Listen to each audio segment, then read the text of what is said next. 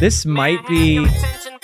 Actually, that's not true. The first Eminem song I heard was Kill You, but this was maybe the second one. I think at one time this was his most popular song before Lose Yourself. Y'all act like you never seen a white person before. Jaws all on the floor like Pam, like Tommy just burst in the door and started whooping her ass worse than before. They first were divorced, sewing her over furniture. So Eminem makes fun of Pamela Anderson, yet him and Kid Rock are still BFFs. I think that's a beautiful thing. If you watch the video for this, by the way, it's hilarious. It's Marshall at a mental institution, and Kathy Griffin is supposed to play like a nurse Ratchet type character, and yeah, it's actually a little similar to the if you ever see the music video for Basket Case by Green Day, it's very similar.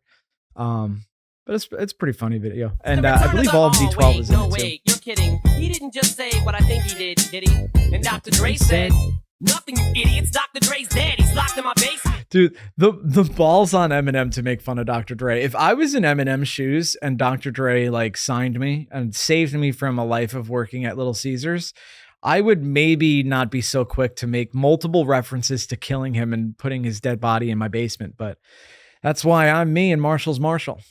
Feminist women love Eminem. Chicka, Slim Shady. I'm sick of him. Look at him. I love this line. Feminist women love Eminem. And if you guys remember when Roe v. Wade was overturned a couple of years ago, and Eminem was more active on Twitter than he is now, he wrote, I'm paraphrasing here, but he was basically like, "I hate that women no longer have the right to choose in this country. Click on this link to learn how you could help." And what was really kind of, I guess, heartwarming is that Eminem types like an old man. So he has like social media managers that like post stuff for him, but he clearly typed that himself. Like he typed the letter U instead of the word U and the number 2 instead of TO, you know, just like classic, the way like some boomers and, well, Eminem is Gen X, but like Gen X people sometimes type like that too. And I just thought that was kind of funny.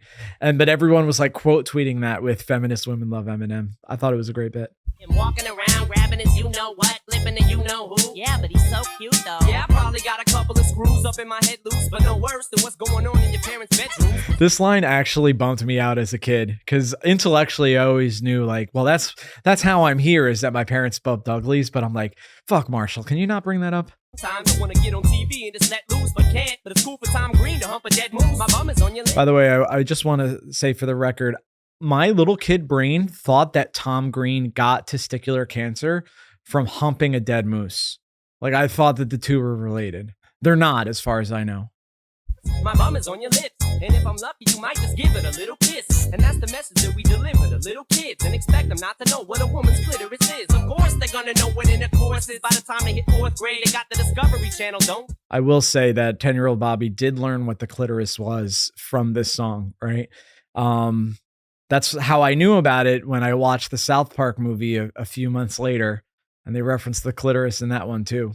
So yeah, thanks, Marshall. We ain't nothing but mammals. Well, some of us cannibals who cut other people open like cantaloupes. But if we can hump dead animals and antelopes, and there's no reason that a man and another man can't elope. But if you feel like I feel, I got the antidote. Women wave your pantyhose, sing the chorus, and it goes. I would simply be so pissed if a woman wore my pantyhose. Like, those are mine. Where did you get them from? Also, it's strictly a comfort issue that I wear those. They're better than boxer briefs. Slim Shady, yes, I'm the real Shady. All you other Slim Shadys are just imitating. So won't the real Slim Shady please stand up? Another refrain that's just constantly in my head. It's funny too, if you read the book, The Way I Am, which is his autobiography. I mean, it's clearly like he had help with it, right? But there was like little chunks of notebook paper where he wrote down little like bars from different songs, and it's some beautiful mind shit too. Like it really does look like the ravings of a schizophrenic, because I guess he had like a notebook, right? This is before like notes apps on your iPhone or whatever, and he would just write little couplets that he thought of, and not within the lines. Like you'd have little, definitely like some left brain shit.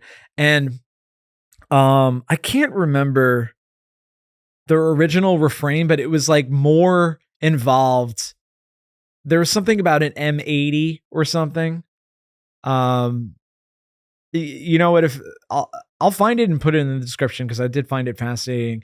And I guess he came to the realization he's like, this is, he's specifically writing this song to be the single for his album.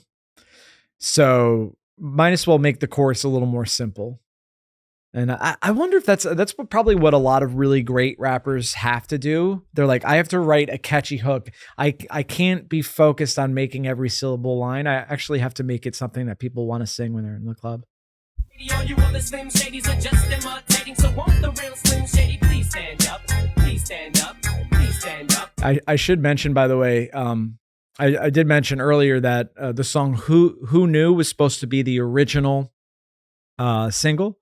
So Eminem wrote Kim first. That's the first song he wrote for the Marshall Mathers LP. And then he wrote all these other songs. But he was like, Who Knew was going to be the single? And, Jimmy Iovine or whoever was like, that's not so catchy. We need something more like My Name Is. And then out of frustration, Eminem wrote The Way I Am, where he says the line, I'm not going to be able to top on My Name Is. And then I think at the 11th hour, he wrote The Real Slim Shady. If memory serves, he was on an airplane driving back, I believe, to California to meet with Dre to with the express purpose of writing the single for this song. And of course, there's a deadline.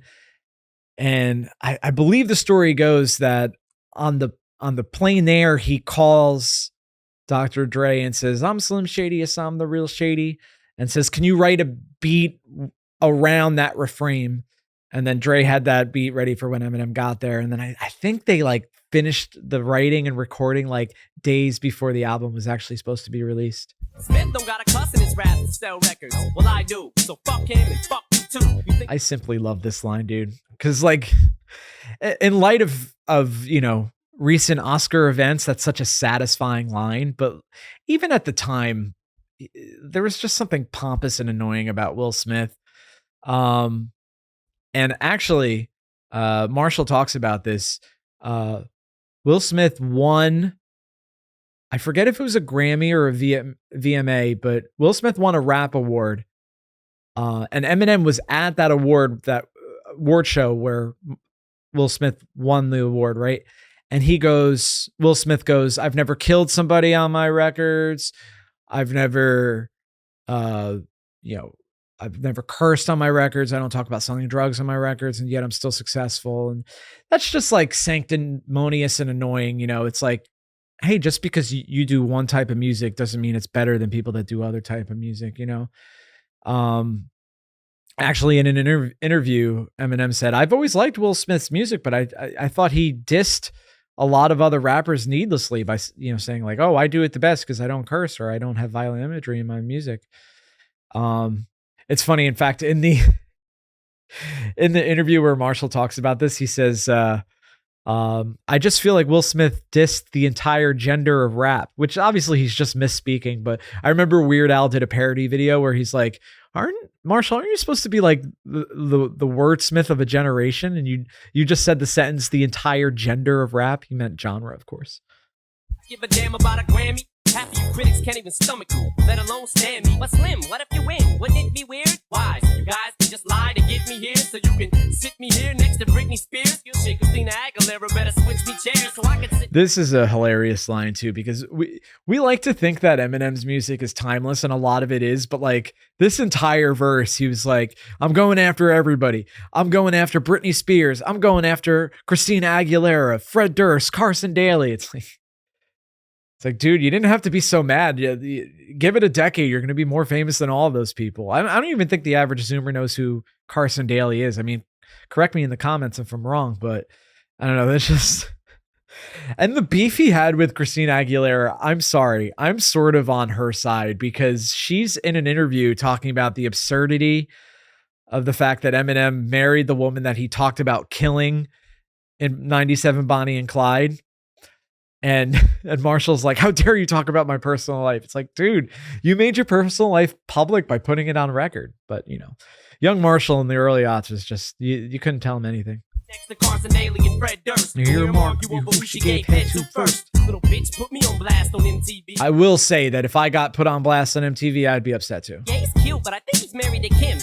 I said download her audio on MP3 and show the whole world how you gave him an MVD.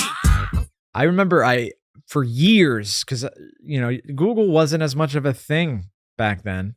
I don't know when Google came out, but like, I remember in my little kid brain being like, what the hell is VD? And it stands for venereal disease. Sick of you little girl and boy groups, all you do is annoy me. So I have been sitting here to destroy you. And there's a million of us just like me, who cuss like me, who just don't give a fuck like me, who dress like me, walk, talk, and act like me, and just might be. I did have an era, dude. I never dyed my hair blonde as a kid, but like I definitely wore baggy blue jeans and a white t-shirt. There has to be a picture of little fat 12-year-old Bobby with a shaved head and his Eminem outfit on. I'm like a head trip to listen to, cause I'm only giving you things you joke about with your friends inside your living room. The only difference is I got the balls to say it in front of y'all, and I don't gotta be false or sugarcoated at all. That really is like that. Those are such good lines in a row where Eminem's basically like, hey, everyone that's not everyone, but a lot of people that are clutching their pearls at the jokes that I make in my music are making these same jokes behind closed doors. And I mean, as a comedian, I could kind of relate to that. Like, I know so many virtue signaling comedians that are like, how dare you joke about this or that? And I personally know that they joke around like that too. It's a little disingenuous. Let's get on the mic and spit it, and whether you like to admit it, I just shit it better than 90% of you rappers out, kid. Then you wonder how can kids eat up these albums like volumes? It's funny, cause at the rate I'm going when I will say that I don't know that many kids that are eating, albums like Valiums. How many kids are eating Valiums? Although I will say the first drug I did as a teenager was not marijuana, but Vicodin. But that's a different story. Maybe one I'll tell on the podcast at some point. 30, I'll be the only person in a nursing home flirting. Yeah, I mean, I know some people have hard lives, but I can't imagine being so fucked up that you go to a nursing home at 30. This is actually kind of funny too, because Eminem is 28 here, right? There was a time period where he consistently lied and said he was 2 years younger than he actually was. For example, during that Howard Stern interview, he said that he was 24 when he was actually 26, which is kind of interesting. But like, that's kind of late to become a famous rapper at 26. So I don't blame him for doing that. When I'm jacking off of jerkins and I'm jerking, but this whole bag of Viagra isn't working. And every single person is a Slim Shady lurking. He could be working at Burger King, spitting on your onion rings. Could be working at Burger King. Some people, myself included, think this is a subtle diss to the fellow horrorcore white rapper Cage, because Cage talks about having worked at Burger King, and they had this whole beef.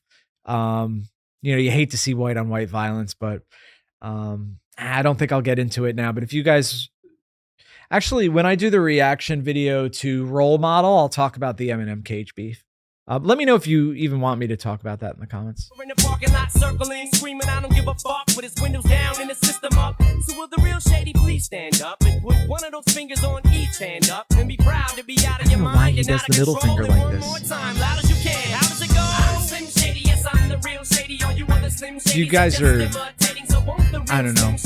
If you're too young to remember the VMA awards in the year 2000 or 2001, the VMA performance at Radio Music Hall in New York City, where there's like hundreds of guys in the background, white guys with their hair dyed blonde, wearing the Slim Shady uniform of the blue jeans and the white t-shirt. It's uncanny, man. It's like super cool. That was a vibe. I remember watching that live as a child and being like, this is the coolest thing ever. Guess it's a Slim Shady in all of us. I like the little whistle or whatever this is at the end. That's always cool. Yeah, the beats on the Marshall Mathers LP were so good. Of course, the next song is Remember With Me featuring RBX and Sticky Fingers. And some people say it's like their least favorite song on the Marshall Mathers LP, but it's one of my favorites, especially Eminem's verse There's a couple lines in particular that just blow me away, but you know what? Let's save that for the next video. But guys, thanks so much for listening. Leave a comment if you enjoyed this content, and I'll see you in the next one. Thank you.